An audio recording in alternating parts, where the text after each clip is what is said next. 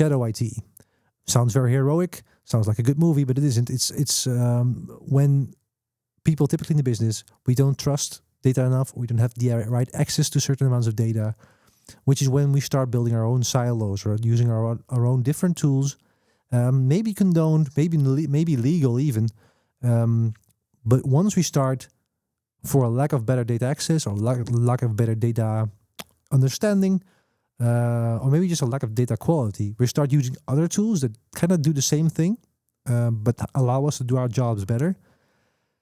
You start getting those differences between two tools, because suddenly in the day-to-day practice, you're using tool A because that allows you to do your day-to-day job, whereas management is looking at tool B, and that's the official reporting suite. And if those two differ, who is right? Because you're doing your job, you're working hard for it, and at the same time, you're being managed, monitored, and maybe even performance reviewed based on tool B that's not allowing you to do your job, and vice versa, right? So this is a vicious cycle, because this doesn't happen overnight. It's not like we suddenly decide we're going to break the IT architecture.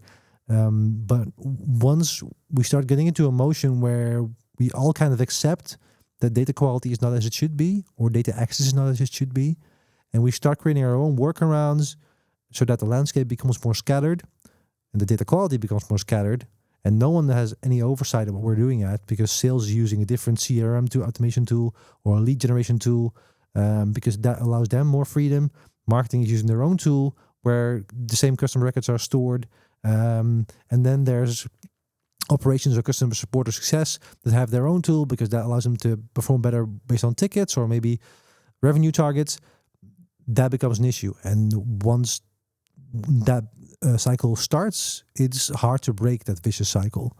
And more time will be spent on actually debating the differences and making sure we are aligned. Whereas if you have the same single source of truth, that friction is resolved way easier once you get to that point.